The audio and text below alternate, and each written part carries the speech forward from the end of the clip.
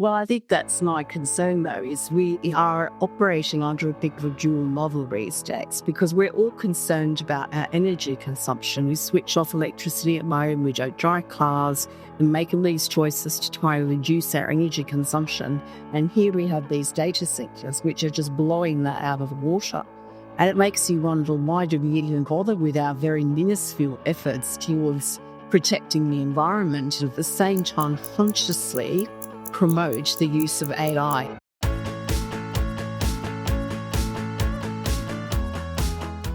Welcome to the Oxford Talks podcast. How is life today? Life today is pretty good, thank you, Wally. Thank you very much for having me here on the Oxford Talks podcast. It's a pleasure to have you here. For those of us who don't know what you do, what is exactly what you do? Exactly what I do is very hard to define, Wally. I have a mission, and my mission is to rehumanize and help people to rediscover their humanity through reevaluating their relationship with technology, especially, which has caused such massive changes in people's lives. Not just people, but also the technology companies themselves. I want them to reevaluate how they're applying their company values to the products that are being used internally and what impacts that is having. That's amazing. And how did you get involved in this industry in the first place, actually? Well, that's a long story, Waleed. I worked in IT. We've got time today. That's good. Please, rather. I worked in IT for more than 13 years, straight out of university where I studied computer science. And from then on, I worked many different projects across the UK as well as Australia, so I am Australian. And those projects were mainly focused around data and information. That was always my area of great interest and where I spent most of my time looking at data, examining data, trying to improve the quality of data. And I ended up as a national manager in Australia on information analytics. But after COVID, things went pretty horribly wrong for me, particularly, and for a lot of other people, not so much from the health point of view as a result of COVID, but the change in the way that we started to use technology and really relied on it so heavily. And the expectations of business that the intensity that we worked in during COVID will continue, and things will continue to be more efficient, more productive, work longer hours. And eventually I burnt out from that voyage, and that was a horrific experience. There are a number of terrible things that happened all at the same time. I was to go through a name change as a result of a divorce. I ended up having my home Wi-Fi hacked into, and as a result of that, I changed my phones, I changed my passwords, I changed everything that I had, and I ended up losing access to all of my existing accounts. Google, all of my emails, everything. I couldn't access anything. I had no access.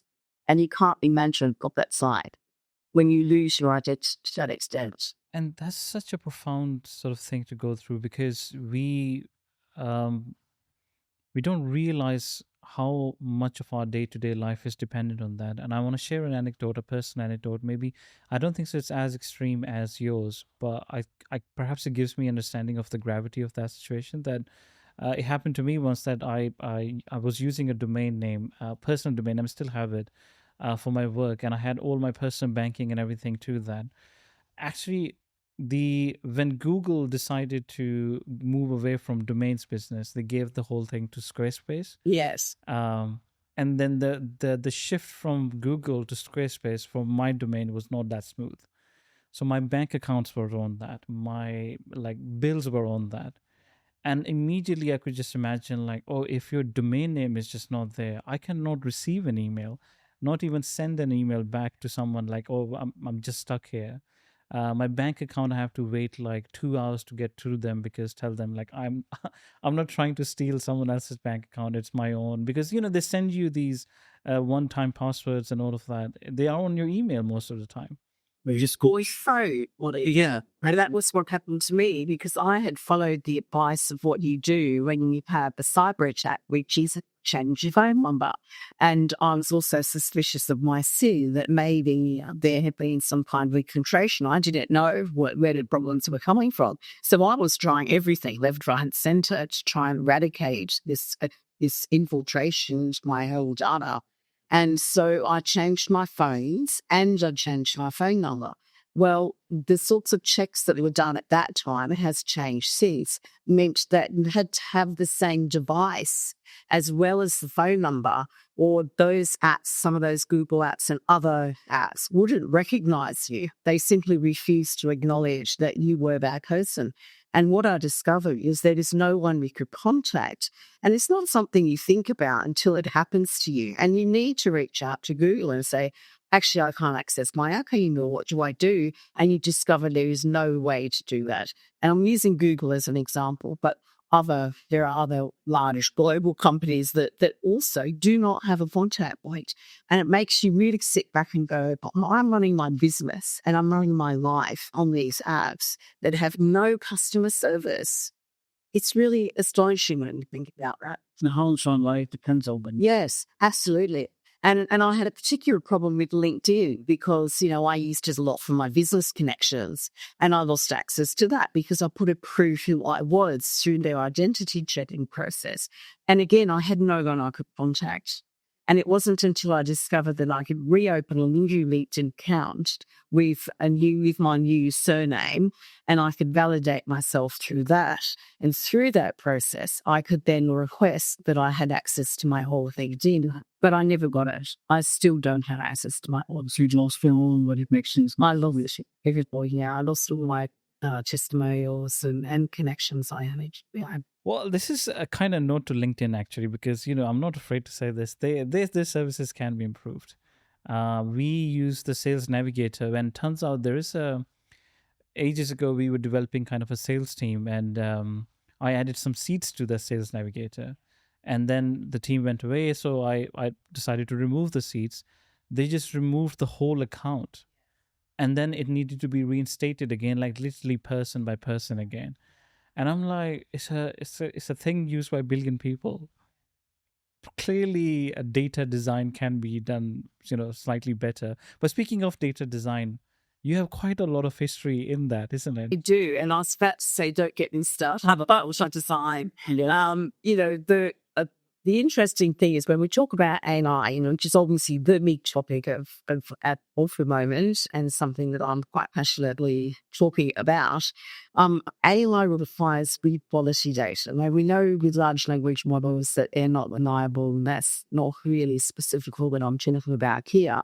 I'm talking about the kind of AI that people rely upon in their organizations to try and analyze their data and get statistics out of it, and compare it to other organizations around the world, and, use the competencies in AI to really go beyond what 10 years ago was just for, statistics. But to do that, you have to have comparable data.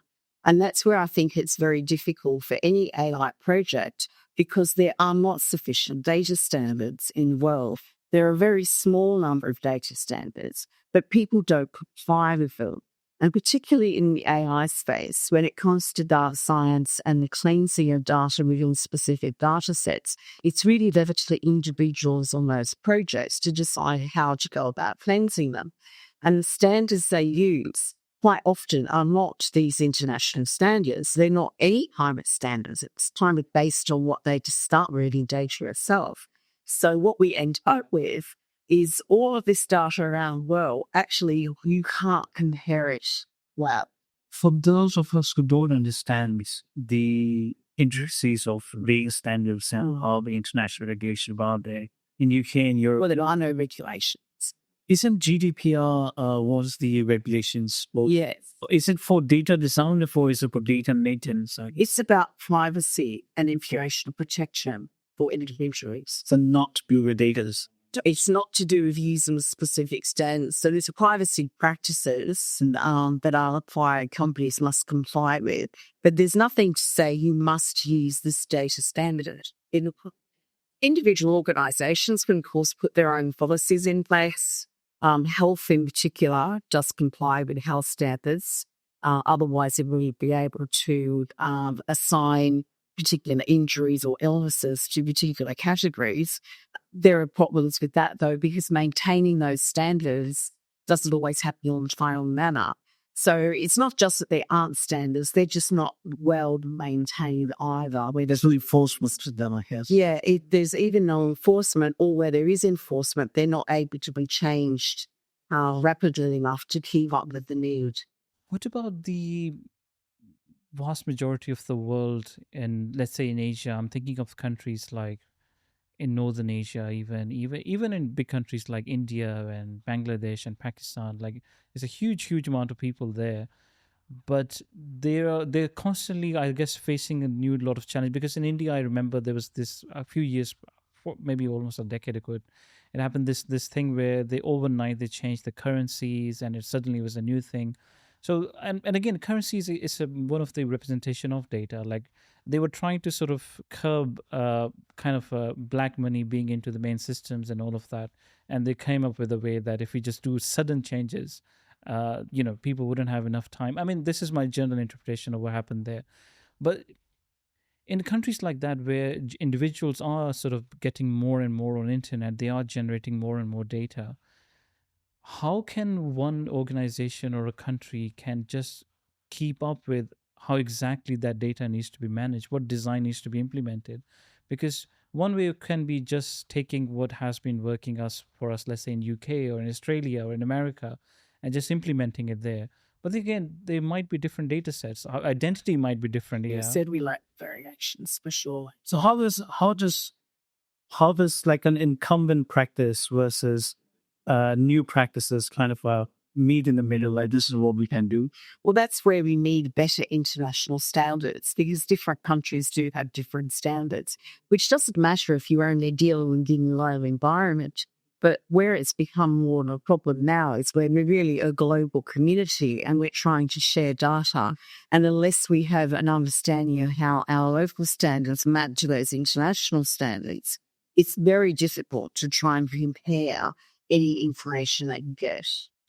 Jane, I would love for you to share your understanding of data design and AI, how these two things are interacting with each other. What are the kind of challenges that you see in these two? I think the challenge really is around the data standards, because of the fact that you can't get reliable information out of your organisational data if you haven't got organisational data standards. And many organisations don't have those.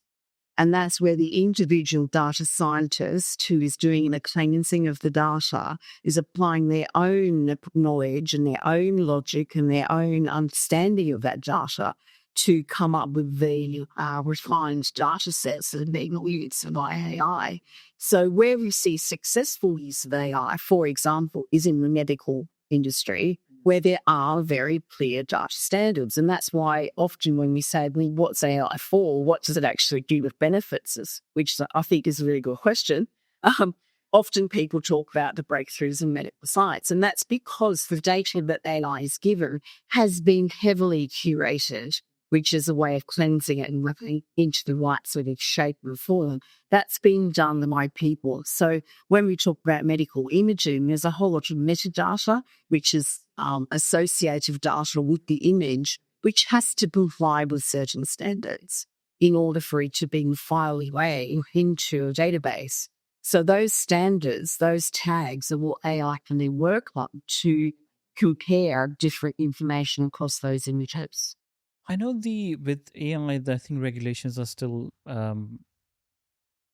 they're still being thought over. They're still sort of, it's not there yet. Is there a fine line or a kind of a boundary between an organization with a best data management practice versus a legal requirement that if you're processing data using AI, it has to be designed in a certain way? Yes. There are most standards signing this. No, there are glaring gaps in regulation around AI, and that's probably one of the least thought about ones, because really there are such gaps in things like ethics and the programming of the AI itself as to what kinds of values and standards and philosophies are applied when putting all this data together and putting it together. What are the challenges on ethics with this? Huge. Absolutely huge. Well, there's no transparency around it. So if we now talk about the LLMs, the large language models that are underpinning most of the apps that we now use on our phones, whether we're aware of it or not, there's a whole lot of data massaging going on behind the scenes that really tailors the content to an individual. That tailoring of that content is based on certain rules that are built into the AI algorithms. Now, who has written those rules? Who's decided what are the values that they're going to try and promote? And who has decided what kind of philosophies they're following? For example, somebody who has a very strong someone who has very strong issues around their emotional stability and well-being are going to get information from an AI query that's going to assist them. But it's basing it on some kind of philosophy and some kind of authority that it's gathering that information from. We don't know what that is. You are advocating for that to be public. It's not about it being public. It's about the rules that sit behind our AI to become transparent. So when the AI is designed, it should articulate what are the actual presets that we're loading into this. What kind of future are we advocating for that determines the kinds of answers in them? That's interesting. How much of is that? Because this is a very competitive landscape as well. A lot of different companies are trying to acquire as many customers. Where would it be that, I mean, there are open source models, but you can have a lot of information there. But where does it lead to that I wanna make public exactly which data set it got trained on and all of that, versus okay, this is slightly a business secret. This is our kind of magic formula that we used, and we can't just sort of let that be public. No, that's right. So I would expect, though, that if an AI developer is developing some algorithm for a urbanization, that it would apply their company values. So companies usually have some kind of strategy. They have on mission statement of some kind that defines what they're trying to achieve with their company. And they have a set of company values, which is this is how we're going to actually get there in the way that we want to get there, because there are many roads that lead to Rome. But what does our company do that makes us stand apart? And that's the company values. And you would expect those values to be prominent in the way that an organization operates. So those values should be absolutely baked into any climate AI algorithms. And I don't think they are built. I don't believe they are. What's missing anyway? So what is missing, what I observe through my experience of going through my terrible time with losing all my data, being unable to function, essentially, in this technology-dependent world, what I discovered is that the customer service that used to exist prior to this technology-dependent era simply doesn't exist anymore. So when you try and reach out to someone for help, you often connect with chatbots. Now, I do not know a single human being who likes chatbots. I do not know a single person who says, oh, yes, when I phone our company for a problem, I wouldn't talk to a chatbot. I've yet to meet them. I'm not saying they're not there, but I've met them all. So companies have decided, yes, we're going to put chatbots in for reasons of efficiency or money saving, or whatever those reasons are. But I don't believe that necessarily follows the values of that company about how they want to interact with their customers. So I would be questioning that. What are my values and how is this technology I'm putting in actually helping my customers? Because I don't believe it does in a lot of cases. I totally believe that. I think it's such a grave concern as well. And I think I don't know, it might be to do with culture and countries as well, because a lot of my work has been in America, and I think customer service is a hugely different game there. Versus, not saying it's the worst in the world, but UK is like, it's not really highly sought after. And I think again, my experience with the bank account that I was mentioning to you, that it is a 2 hour wait. And you can imagine, and I can, ages ago, I don't know if you heard of this hack that happened. It was called NotPetya. Ages ago, I'll cut the story very short, but it was linked to maybe some Russian hackers, and I think this was happened before the Ukraine war as well, and it was kind of like a computer software, like a malware, and someone hacked it in a way, or they made tweaks to it or whatever, that suddenly realized that shipping containers, like big ones from Scandinavia and all of them, they just couldn't move. I think in Ukraine it was the case that you just could not get ATM money out of ATM. Like the subways and tubes are just blocked because everything just runs on cards, and people started stockpiling like groceries and all of that because and immediately when viewers hopefully and listeners listen to this story, and when you explore this, it just makes you understand the gravity of how within one day chaos can be sort of introduced into a country in a very dramatic fashion if you just take the payments away. Because you might need an inhaler for your asthma, can't pay with your contactless. How are you gonna get that? So it's and you're very right, and I think financial systems. Oh, and again, most of these, we will come to the AI in a second. That the ability that you're not able to sort of reach out to them in the case of emergency, I think that's just where it comes. Yes. Well, I mentioned the chatbots, but the other problems are automated phone systems, which are Well, it's just everywhere, yeah. because you end I up hate them. spending spend a half an hour pressing buttons and you still don't get through to the right person. And often if you do get through to someone, they're very disconnected from who you are as a customer. So let me just tell you about what I did as a result of the horrible experiences I was going through, because I was so worried that everything I was typing into my devices was being accessed by someone.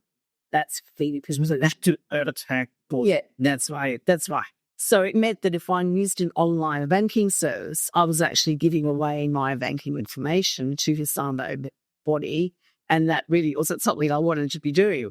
So I started going into the banks. So I found a bank where there was some customer service. Not all of them have very customer service anymore, but I found one that did. It was a local bank. And I developed a relationship with the banking people in there. So I could go in there and ask them to set up my direct debits. I could go in there and ask them to change my passwords so I make sure that no one could access them, and I didn't use them, so they were never being hacked.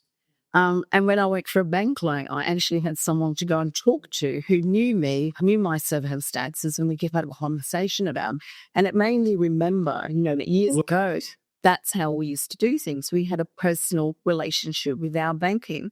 And I think that is a real loss, because when people go to apply for loans these days, they are put into their categories and boxes and ticked, behind the scenes, and none of their personal circumstances or stories are taken into account. And I do think that's a big loss. it's such a hard conversation. Do you not think the issue of scalability kicks in when you have, because I think when I remember, because we have a fintech startup ourselves, we were reading about the what's called the experience scores.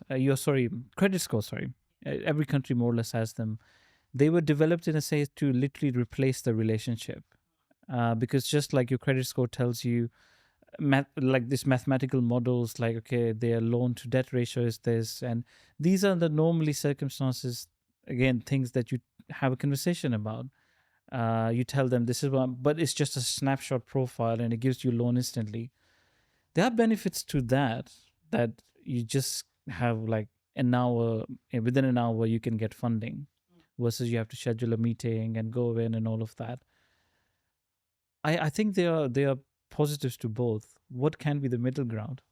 Yeah, you're right, Waleed. But I do observe that most people who I see doing the banking are preferring organisations and actually have a face-to-face relationship. And quite often I'll see all of the automated systems being ignored. Airports are a good example. So I'll see all the check-in areas that are digitized, not being used, and people going to the check-in counters because they want to actually relate to someone as they're going through. And I do think that is generally people's preference. So I'm not saying that as business people, it might be very convenient to do everything in an automated way. I don't doubt that. But as a human who wants to ask some questions about the process as they're going through it and get some experienced information back, they love that face-to-face connection. And taking out a big loan is somewhere that you want to actually say, well, what about if I do it this way? Well, what about if I do it that way? And what about if I choose to do it for this many years or that many? And you really want to explore your options. It's very time consuming to do that online. Very, very time consuming. Do you think that one of the kind of the cases that when people used to talk about AI, creators were like the first people to be like, this is going to touch us the most. It's not going to paint a picture or do anything. But turns out it was the first big one that got taken, so it was completely the other way around.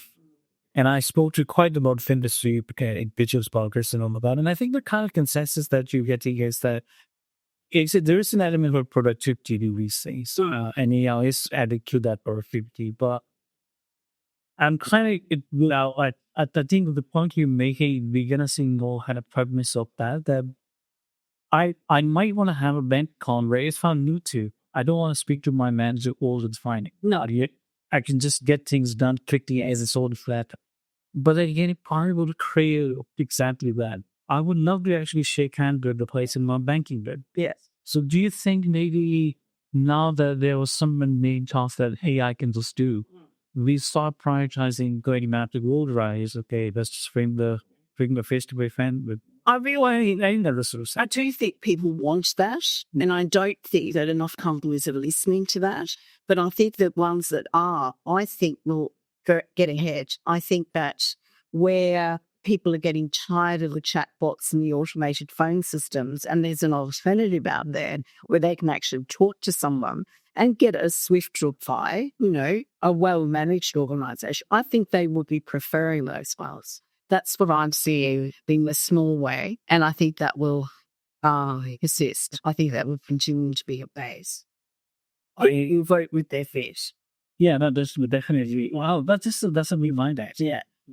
I was we discussed it recently that if we talk about the fintech business that we have, I don't think so. Technology is gonna make us like, I don't think so. We have, and because with financials, you set in stone, like you can't come up your own interpretational face. So literally, we felt like customer services literally make a break. It's the direct. Yeah, especially you said finance. Yeah. Climate change. I'm going to talk about that. You recently did an Oxford report. Yes. And you mentioned about the impact of data centers on climate change. Yeah, I did. If you want to take a minute and elaborate on those thoughts. I'm keen with me. So it's not something that's widely talked about. Information is out there about the impact of data centers on the issues that we've been fighting hard to resolve. And data centers are actually taking us backwards very rapidly. But it's not common knowledge. So there's not many people I speak to who will say, yes, I know that when I use my phone, I'm actually doing something detrimental to the planet and I'm choosing to do it anyway. I don't have that conversation with people. But that is the fact of the matter, because AI, the vast content that's being churned out by each of us through every interaction that we have online, all of that data is being stored. Whether we're doing it deliberately through saving things, or whether it's via our phones collecting about us and our activities behind the scenes without us even knowing, all of that data is being stored. And it's not in the cloud. There's no big fluffy cloud where it all, hangs above our heads for free. It's in hard buildings with great big computer systems, and they have to be put somewhere. So those data centers are huge, and every day there is more data going into them. So there's no end point. None of that data is getting deleted. It's not getting archived. It's just continuing to grow and grow and grow and grow. And that is continuing to consume resources. So apart from where those buildings are situated, they are consuming huge amounts of electricity, and they're also consuming huge amounts of fresh water to cool them. Yeah. And all of that is adding up to massive amounts of carbon being released into the atmosphere, which is something that we're all trying to avoid. And the electricity use is having impacts on the countries which are housing as well. What's the solution? What do you propose? Oh, well, I personally think that we need to really, as a global community, have a big rethink about what we're doing with technology and why we're spending our lives wedded to our phones, because it's incredibly unhealthy for us as humans, both emotionally as well as physically. We're not getting out and doing things because we're on our phones all the time. I was speaking to someone today who went to an art exhibition. It was the Mona Lisa, and she was horrified to find that the people who were there were not viewing it by looking at it directly. They had a phone in front of them, and they were using it to take photos and were moving away. So we're not really engaging with the things that we are doing. So even if we go out and about, we're too busy taking our selfies and taking videos that we're going to then publish later in our social media. That's what's consuming us as we go around and look at these beautiful things. We're not actually engaging. Can I present a anthropological sort of viewpoint on this? That isn't that what humans have always just done? Because the moment you remember that a guy, man, woman, whatever, you picked up a stick and shake the fruit from the top, that stick became the technology. Okay, I can have more food and I can progress my case better. And that's just a continuous cycle, like throughout human history. And it has led to more or less arms races in technology. And again, this AI inevitably gonna be used in weapon design and all of those things. So my personal sort of thoughts are, there every sort of big sort of civilization or decades of human life you can think of, they've never been conflict free. Never in human history we were conflict free. And we're just increasing the scale to a point where we are at the moment that we can just nuke ourselves to extinction. And AI seems to be another sort of major tool in that it's not rather the case of humanity getting equal access to AI, which would be a great advantage, but it's like, who has more data centers so they can have the biggest stick than the other guy? And we have always done that. And do you think maybe in this new discovery of new intelligence, maybe there might be an end to this race of constant sort of resource, but you just resource storing? Like if I have America at the moment, they have, I think out of the 50 biggest AI companies, I think US has, I think 10 or 12 of them. And again, they're acquiring more and more every day. It seems like the problem is more nuanced and has more aspects to it just than pure data centers, because they don't care how much it's going to generate as long as it's going to give them that advantage as a nation, as a group of nations. They're willing to press on that button. We've touched on a number of different areas there, Waleed, which all deserve a conversation. But I think one that I will comment on is that the data centers that are being built by these global tech companies are not in the global tech companies' homelands. They tend to be in places where they can get that reduction rate. So, for example, Ireland, there was a lot of data centers being built there, and it's expected that by 2030, they're going to consume 35% of Ireland's electricity, which is a horrendous number. And as I said to you, it's not that they're going to be stop. And I would like to know what that stopping point is. Is there a stop? Also, perhaps maybe there isn't a stop. So do we consume every square inch of land on the planet with data centers? I wouldn't be able to tell. I don't think so. That would be a great outcome at all, to be honest. But it's like, It's like, I think if you go, not science fiction, but I think you go into like kind of literature a bit. There's a thing called Kardashev scale. Have you come across Kardashev? It's a scale by, I think, a Russian scientist ages ago. I think it's again, I'm not a philosopher or anything like that, but when I read it, I think my interpretation was that he categorized civilizations into their how much energy they can harness from their systems. And so I think we are at maybe Kardashev scale 1, where, or maybe less than that, where I think the scale 3, it means that a civilization like us as humans would be able to harness all the energy that is produced in our solar system. I think second is maybe in universe. I think I'm not current on the scale. Maybe we can pull it up in the post. But currently, with the humanity is striving for to reach the scale 1. And I think Elon Musk, I mean, he's doing all sorts of things, but one of the things he's quite motivated by, and it gets mentioned in press quite a lot, that the efforts are leading to, can we get humanity to sustainably reach the Kardashev scale 1, where we can sustainably harness the power of our own solar system, or let's say the power that sun is giving us every day.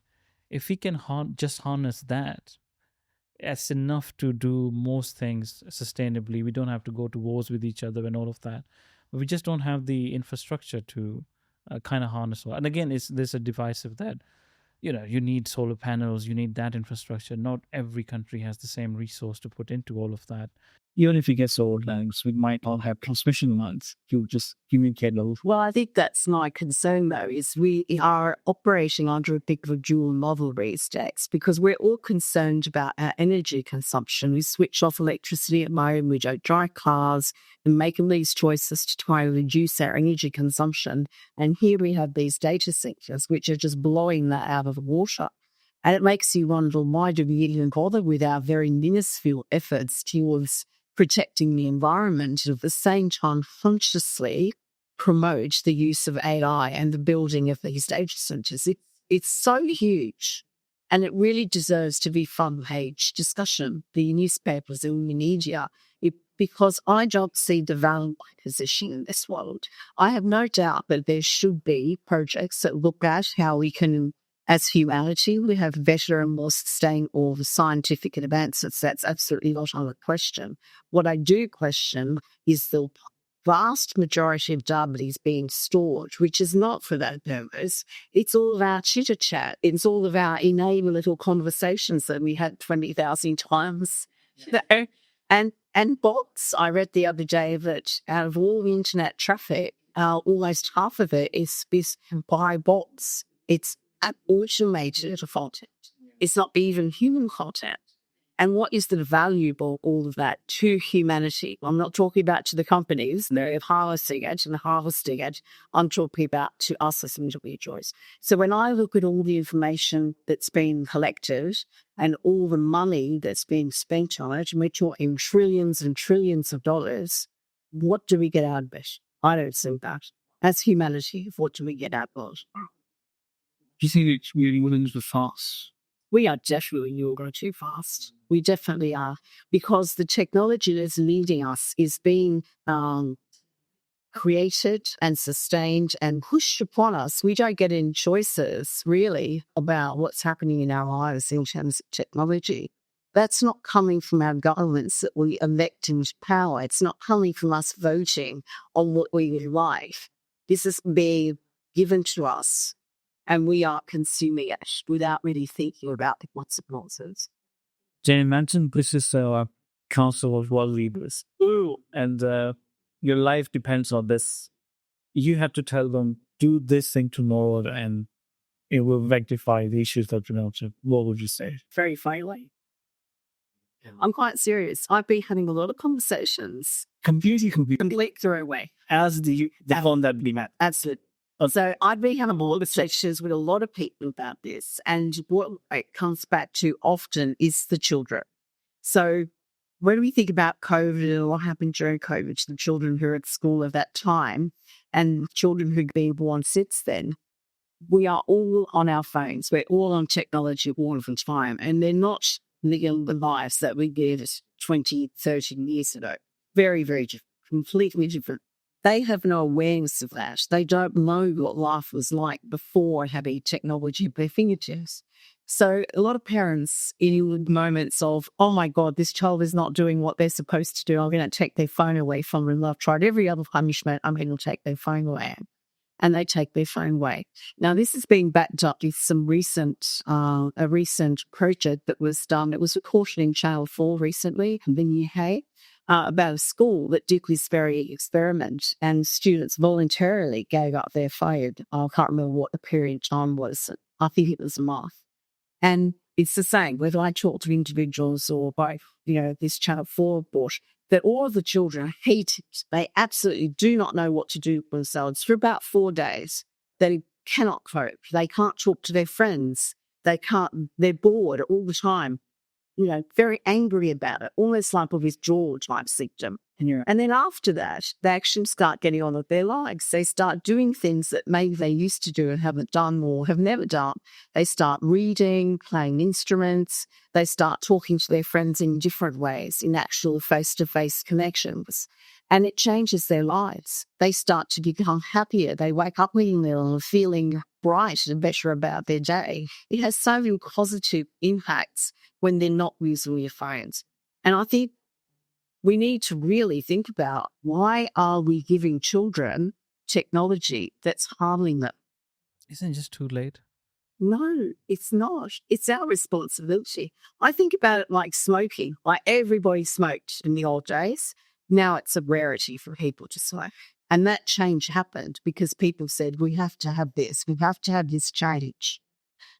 Isn't it like it's too much of a big food?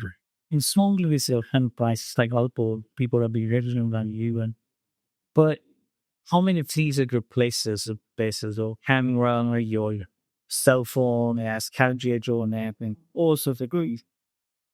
Throwing that away means I have to buy all those things again. It's a convenience, but when you look at the cost of that convenience, this is where I'm asking things. Really think about this. Do you need that phone to be really seen? So talk about a calculator. How often do you use your calculator? Me? Well, once have you know, I wrote on business. Okay, fair enough. Okay, so if you're running a business and you're sitting at your desk, you can have a calculator on your desk. Would that be a problem? I'm on my desk now, so fine. Okay, you're walking around. Yes. Okay, on your phone. No, suddenly a thing will come to my head. I was like, how much to talk about? I can immediately do better. Yes. Yeah. But I understand your point. I don't think so. It is the case that it's individually just starting. Do you not think it might be the case that teaching young children a better way to use AI? I don't. That's not. I don't. It is addictive, and I am not. Or you remove all the social cost. It's just So they can have a phone to make phone calls and to send the text messages. I spoke to a young woman today who was telling me this is what she wants, having been without a phone for a while. Yeah, because in one video, she wants a phone that sends messages. She doesn't want anything else. She doesn't want anything else. She doesn't want social media. There are so many young people I speak to who do not want social media. So why are we allowing them to have it? so to present them. So it's not the mobile. It's the physical device. It's the social. The social media is a big part of it. But even so, the rest of it is not necessary, is what I'm saying. So cameras, for example, there's no reason we shouldn't carry a camera with us if we want to. When I look at some people with their mobile phones whose battery life runs out because of all the additional however now required to run apps. My phone is a good example. I run it halfway through the day. I've got to find a plug to go to plug it in. Or they're carrying these big chunky battery packs with them. Well, why not just carry a camera? It's no difference at all. And the other example I'd give you, Wally, is about someone that I've been staying with recently who uses Alexa. And every 5 minutes, Alexa, what's the time? Alexa, what's the weather? Alexa, what's the weather? And the third most Googled query a couple of years ago was, in fact, about the weather. And this is all using these massive data centers to tell people what the weather is, instead of them checking a weather channel on the TV or looking at the thermometer, because that's what we want us to use. So I think that we have the alternatives. We are just doing what's very convenient because it's in front of us, because it's on our phones, but we don't need to. And when you look at the cost of doing it on our phones, it's really not worth it. I mean, for me, it's just incomprehensible. I just cannot even imagine the scale of it because I grew up with a mobile. Yes. I remember visiting my grandparents' house once and seeing a thermometer on the wall last night. Was this thing? But imagine the scale of feed consumption that one has to plan just to get all those tools back up again, no patch. Well, what tools do you actually need, though, to be with as a human being? I think Happy, fulfilled life as a human being. I think everyone has their different requirements based on whatever they do. But I agree with you on the social part. I think the social apps are, they've taken quite a lot of UI UX from gambling design now. First we go to Las Vegas, said that whole rigor from this plus slot machines we behave with. That's exactly the same as we're striving more and more in order. So I think that's definitely designed that way. But I know tons and tons of people who actually hate social media. They love having a phone. They love having a camera, tool, banking. And look at today UK, one of the two biggest banks, Revolut and Bonso, they don't have a physical office. I think Revolut come around there 50 million. UK's population of 50 million people banked with Revolut. So, and again, you don't have a physical office or anything. It's all on your mobile.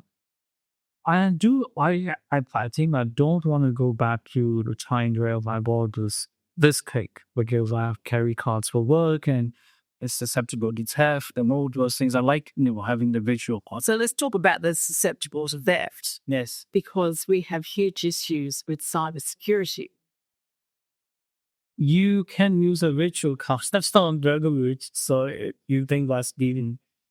I think my understanding of these things is like, I mean, you can get an expert on it, but I think the physical versions of, let's say, credit card carries with more. I mean, there are pros and cons. I mean, it's just asking. It's a very art person. It's a very circumstantial way.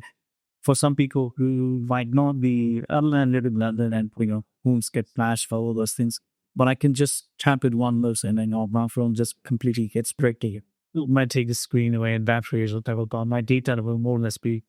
I really hopefully stay. It's like, I think if you just take the social part out of it and it's just a cluster of tools, I don't think so it's a bad thing. I don't think so it will develop the addictive nature to it because, I do not burn my calculator every time I pick up my phone.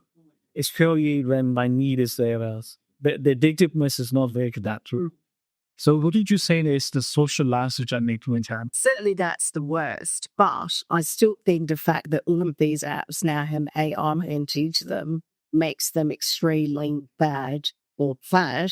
We need to consider that. And the fact that the phones themselves are collecting all our data about us every nanosecond. I don't know who regularly they're doing. But, all of that data was still going into those data centers. And so I would still encourage people to really question why they are using their phone while they're using it. Even if they get rid of their social media, what is on that phone that they must do? What else could they use? And I think that's a conversation that people need to figure out themselves and with other people. What I'd really like to see, Wally, is people actually starting to connect to other people there. So instead of using an app to try and solve those problems, perhaps there's a person out there and solve those problems. Because what we're seeing is people being cut out of the equation in our everyday lives, more and more. That is certainly true, and I think in all human history that has been the case. That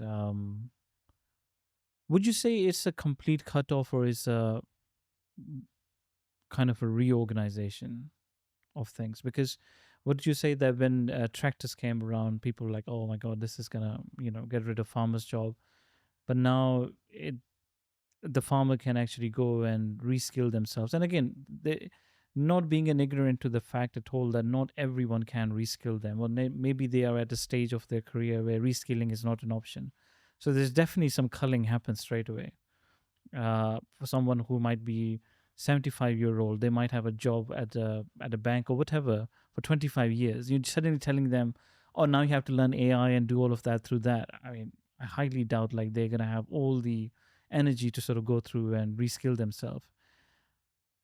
But that, do you believe in that reorganization is slightly better, and we have corporations have kind of hacked that reorganization multiple times over, and that needs to be sort of redone for the AI part.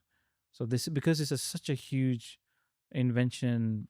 There's a very famous book about called it. It's our last invention, more or less. That it has the potential to do so much, but we just don't want this to become another hack for corporations. Would you reach that conclusion? Well, there's a couple of things you've said there. One is that it's the last invention for us, and I think that there is certainly a risk of that, but not for the reasons you're discussing. Last year's Nobel Peace Prize winner, Jeffrey Hinton, his speech made it very clear that AI was the biggest risk to humanity that's ever existed. And that's something that I feel is the case. So there have been committees put together to try and discuss how to stop AI from progressing to the point where we become redundant. It's a very, very real risk. And I do think we need to go, why when building AI would do this? Why? I don't understand that. I really don't understand that. But the other question you talked about in terms of organizations and jobs that are being replaced, we're not just talking about the farmers. We're not just talking about the weavers and spinners. We're talking about pretty much every job across the planet.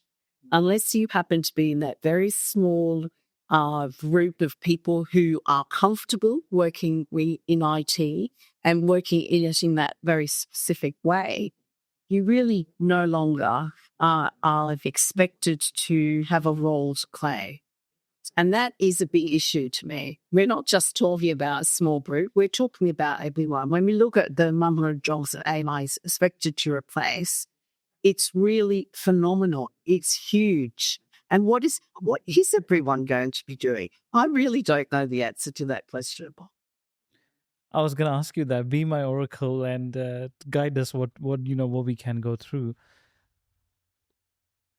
I think the answer to that perhaps may be somewhat it will be in literature and how.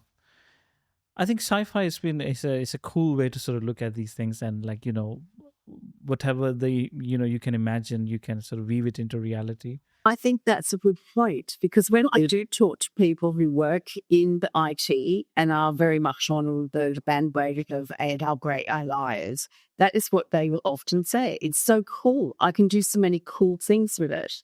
And I really think when we look at the problems that are being caused by it, you've got to go, really, is our whole society being overturned because of these cool tools?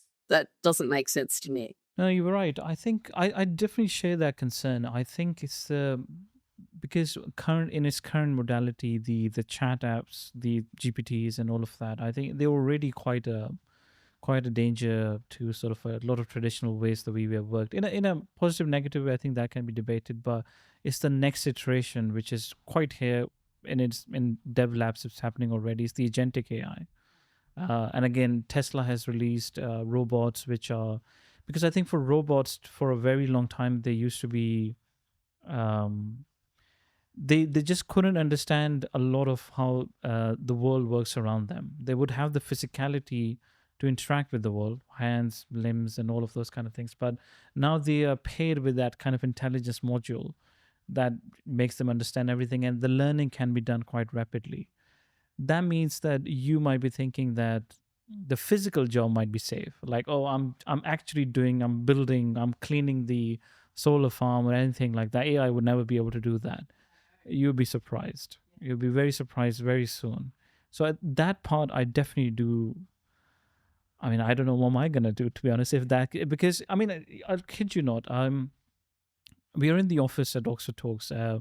We used to have maybe 5 years ago, if this production was set up, I would totally imagine that maybe I need 3 people or 5 people. But as you can see today, that because I have these small devices which make me run the whole thing automatically.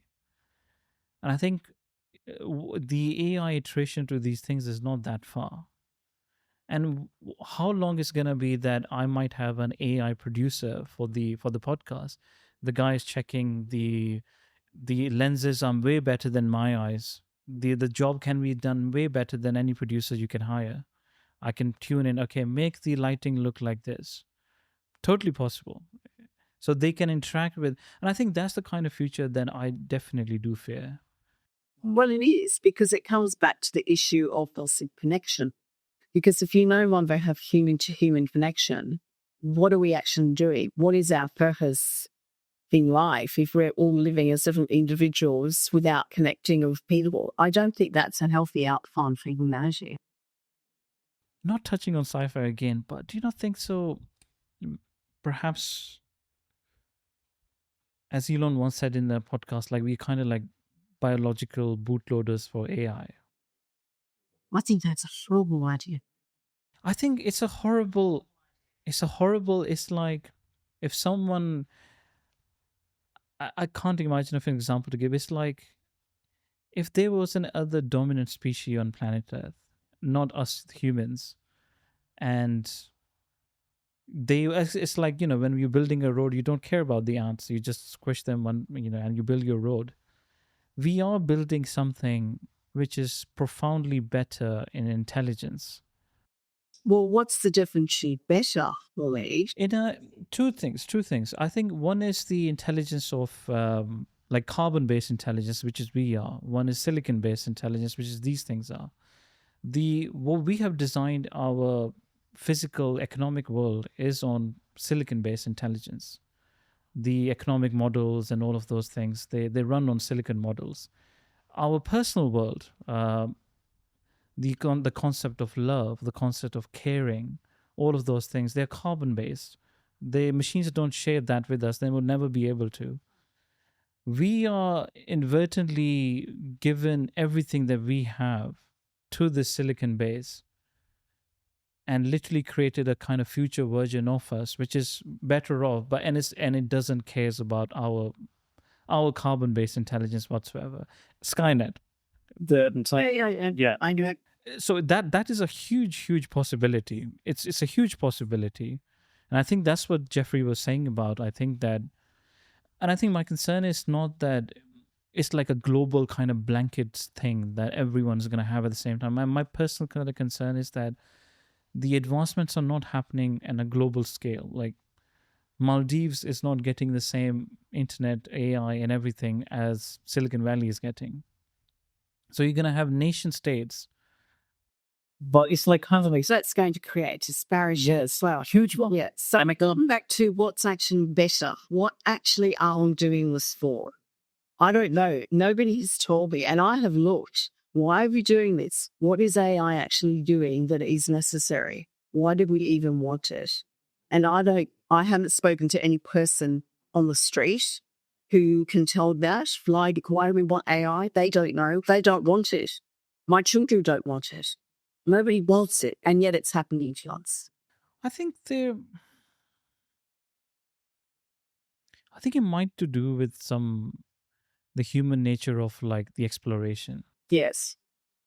Because what Christopher Columbus had to do, just sailing across, not knowing wherever things are, let's just land into the new land, whatever. And I think humans have always done that. We're very curious.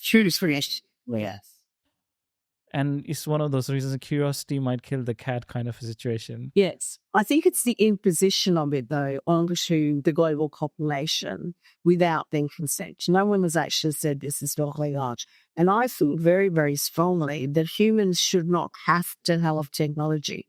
And unfortunately, that is a right that's being taken away from us every day by our governments, insisting that we do certain things using technology. You mentioned we aged. And there are other groups as well who physically can't use technology, and they are very disadvantaged.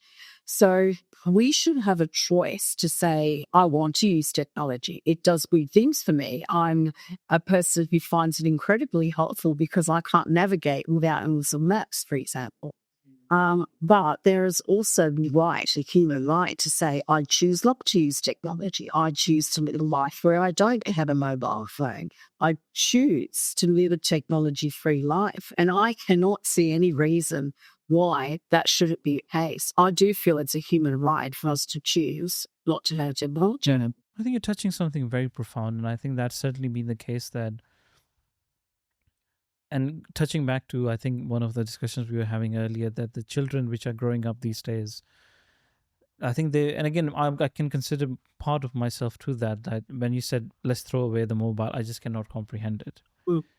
Because I never lived the life in 1980s, 70s. And what was that? I've heard of it, I've read of it, and I've seen movies and all of that. But I'm very kind of, I like my own reality. And if someone is asking me to live the other one, I'm very susceptible to like just easily say no. And I think the challenge, I agree with you 100% that when you don't even know what you're getting into and it's forced onto you, it has implications far beyond just one generation or two generations as a species. Um, at the same time, my mind cannot comprehend the next step, which is we run on like, let's say, so-called the democratic process in the world, like, and it's very simple as it is. I think this is my viewpoint. Enough people agree with me, it gets implemented. You can, and again, it has flaws in it and all of that, but that's what majority strives for. Do you think, and I can tell you from my perspective, this is an unpopular opinion, that you will not be able to get enough people rally behind you. It's like the kind of, I don't know if I can get a reference from movies or anything, but like an oracle who told you like it's gonna be bad, but you went ahead and did it anyways. But it's too late now. Well, it's not too late now, but it will be too late. What's the time horizon you're looking? That if you don't act, that it's end. That's a really hard question to answer because technology is changing so rapidly and our rights are being taken away so rapidly that by the time, as you said, we get enough people saying, hang on a minute, this isn't the world I want to create. This isn't the world I want for my children. This isn't the future legacy that I want left behind as a result of my being on this planet. By the time people come to that individual realization, it's quite likely it's very, very hard to change it. But you talked about democracy, and I think that's one of the issues here, that all of these technology changes that are happening to people haven't been voted for. They haven't been given a choice as to whether this is what they want. You can blame capitalism for that. Because I was even thinking like small things, that I'm in London and I want to pay with cash for my tube card. I mean, you have to go to a ticket counter and do all of that. Like you cannot walk up to the gate and it's like, it's contactless. Yeah. What if, I'm a visitor from country where I don't have a card maybe, or you're not using the tube then?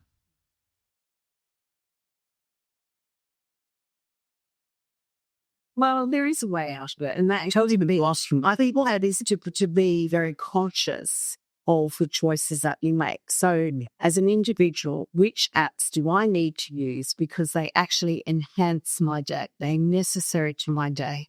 And I'm willing to bear the cost, the environmental cost of using that app because it is so important to my day. Fine, use the app. But I think the others you should be willing to start and say, well, what other ways could I do the same thing? And could I actually work with other people and make their lives better? Could I employ a personal assistant for half an hour a day instead of having an AI app to try and do it for me? Because I don't believe that AI always does a better job. I think quite often AI has introduced more inefficiencies than it's created efficiencies. I know that my time is now spent mostly trying to figure out ways around all of the problems that have been created through technology, through intervention in my life. I certainly didn't spend all this time trying to figure out my day-to-day life as I do now, 10 or 15 years ago. While you're saying this to me, are you a movie person? Do you watch movies? There's a scene in, I don't remember which Terminator was it, but There's a Terminator which goes back into time. I mean, they all went back in time in all of them. But there was a specific scene when there's a scientist who was the early kind of a leader for the Skynet, and they wanted to kill the scientist. And there's a moment when he gets hit, and he's about to get dead or whatever. He says that he never intended it to be this way. And I think that came into my mind immediately. That I don't think so. Yeah, and again, you're very right. I think speed is the issue, maybe, perhaps. You're not understanding what you're doing. And this is not like creating a tractor. This is something very profound. Yeah. And I think the marketing, because of the amount of money that's in these apps and devices, we are marketed to through preying on our emotional abilities and the way that we think, the way we respond. All of that is just food for how these devices are marketing to us. And it is really an addiction that we need to wake up to and say, I don't need this to live. I need food. I need water. I need people. I need to have social interaction. I need exercise. There are with Maslow's scale of what we actually need as human beings. Technology is not on that scale. Yeah, I think it's a very multifaceted problem. I think in a sense that we have designed the world for our needs, but we're creating a replica of us, which is going to have its own needs. The picture is exactly Skynet. I'm coming back to that example, that Matrix. And then I come back to why, as I can see the science, sci-fi behind this, because a lot of the creators of this technology, I grew up in that same era, and I was a computer science student, and we all read sci-fi, and so we all had that kind of image in our head of what the future would look like. But I know personally, I didn't think it would ever happen. It was fiction. It wasn't a future that would love to happen. I think people might be maybe individual egos or something like that, because another parallel I can draw from history, because I'm a student of history myself. I love reading about what has happened in the past, because most of the time it gives you quite a good indication of human behaviors in certain conditions. And I think another parallel was like the Manhattan Project with the atomic bombs. Oppenheimer was a huge movie about it. That it certainly changed the world order. Like, who are the countries which have the nukes and what kind of influence they have over the world? Maybe there's a new ego here that I want to create another nuke moment. But just, do you believe that maybe that might just happen again, that we narrowly escape that fact, that it's an absolute one of the biggest tragedy that has happened in human history, dropping nukes on another country. But we saw what it had done, and I think we humans are kind of very visual creatures on that. Like, unless our hand gets burned, even as a child from the stove, we're constantly gonna reach out to that thing. Do you think that we would not even have that opportunity with AI? Or it feels to me, at least personally, that we might. It's not going to be a kind of a nuke drop suddenly. In UK, I think a couple of years back, they had the AI Safety Summit, which was quite progressive in its time. So I feel like with more and more prevalence, those things are going to come in. And again, it's a legislation-based work. It's not enough. We take some numbers. What more people should do? What more governments should do? I think first we're getting phones away from children.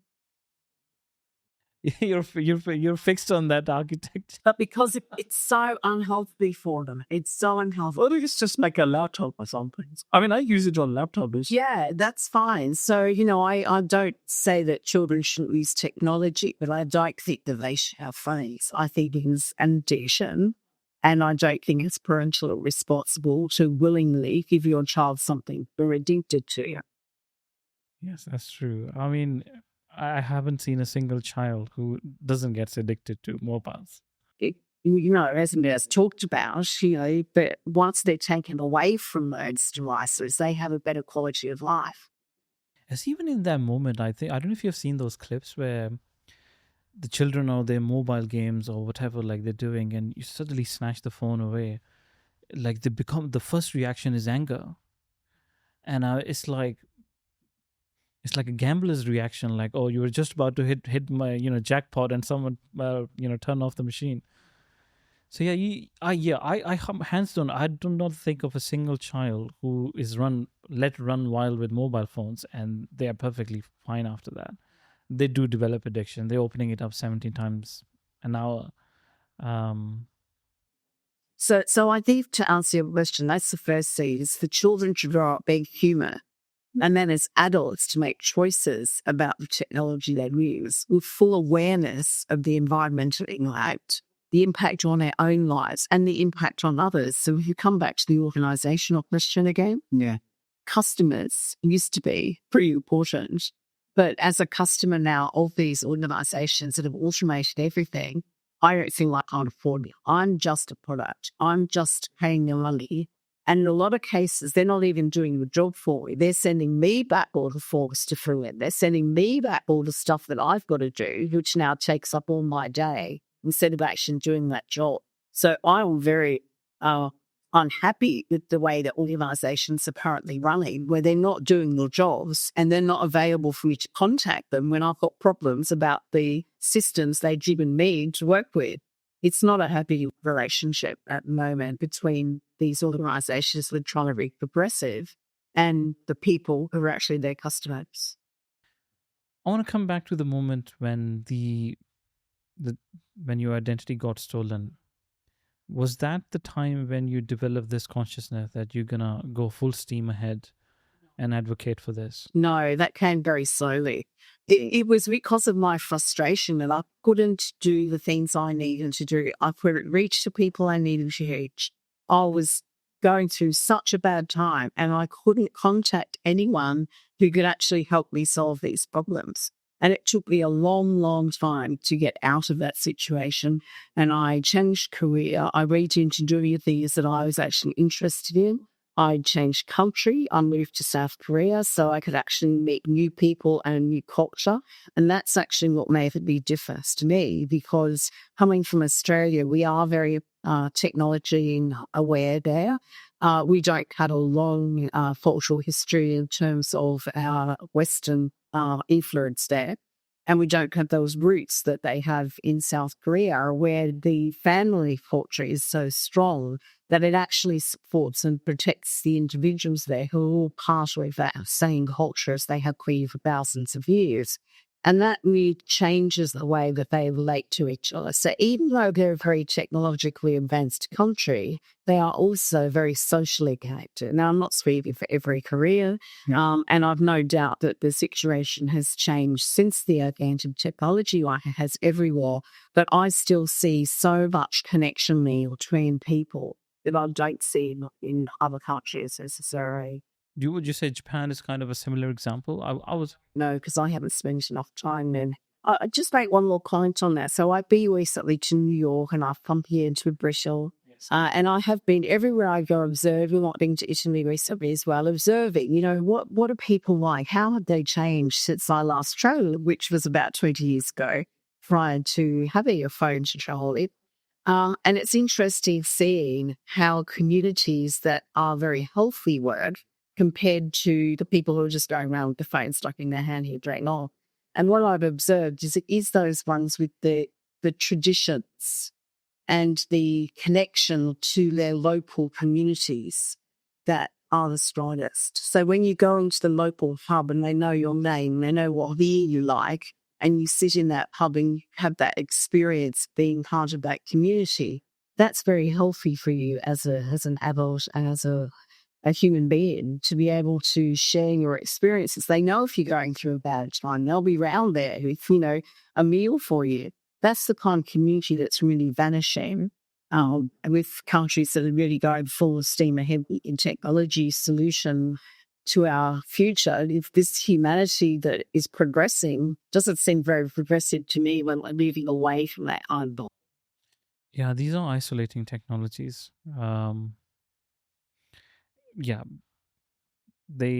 Because it runs on a model which benefits of, if you are spending time with your family, you're not spending time on Facebook. Absolutely, 100%. The more time you're isolated and on these devices, the better. That's really I don't think anyone intends that. I don't think anyone sits there and thinks, ha, ha, ha, we're going to get these people. I don't think it's national, but that is the situation, that the more people are on their devices, the more they are consuming the products and consuming the feeds and consuming the propaganda. That's the way it is being done. And that's why I feel so strongly that throwing away your phone is actually the most human thing people do. I think, yeah, I would love to see commentary on that. I think people will be quite. I think the social media feed, I can already see you'll have quite a lot to say on that. Jane, we have this tradition on podcasts that we ask our guests what has been that piece of literature that has had the most profound effect on them. Ideally, a book we recommend, because what we want to do is that we will be sharing these books from all the previous guests as well with an audience member and connect them with you. So through that medium, you can have a conversation. And because again, as you said, with social, you are posting in like a black hole. You don't know if it's going to reach out to the people. But if we can sort of identify like one person who benefited from that, that's job done for this conversation. So what would be that piece that had a profound effect on you? I think without a doubt it would be Khalil Gibran, the Prophet, the book. It's a poetic and philosophical and spiritual book.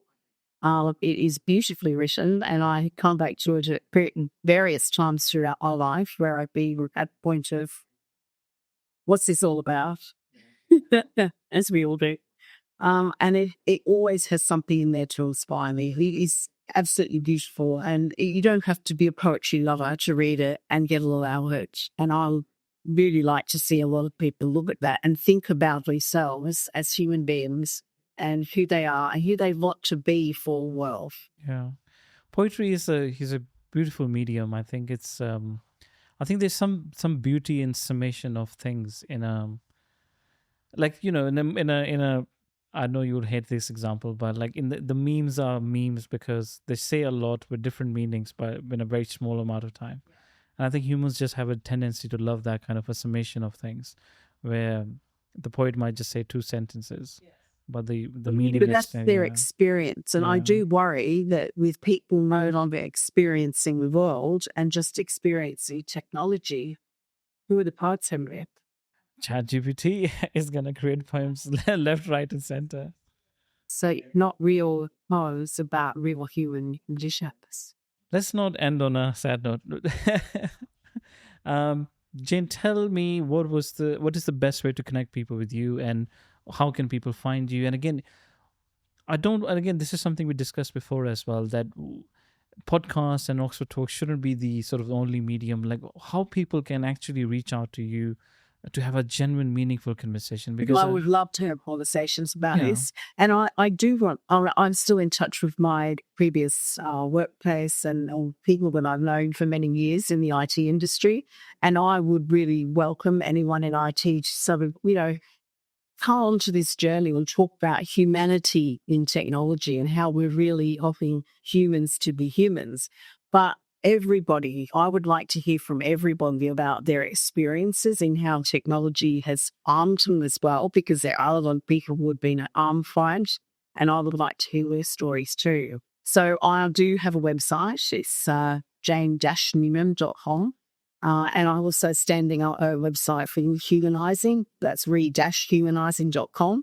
And that's where I'll be doing the work around this particular topic and trying to gather as much information as I can about the different resources so that people can find out about the environmental impacts without them having to do scouring of the web and the misinformation from ChatGPT. Let's actually get some authoritative sources out there. So my Rehumanising site will have some information on it.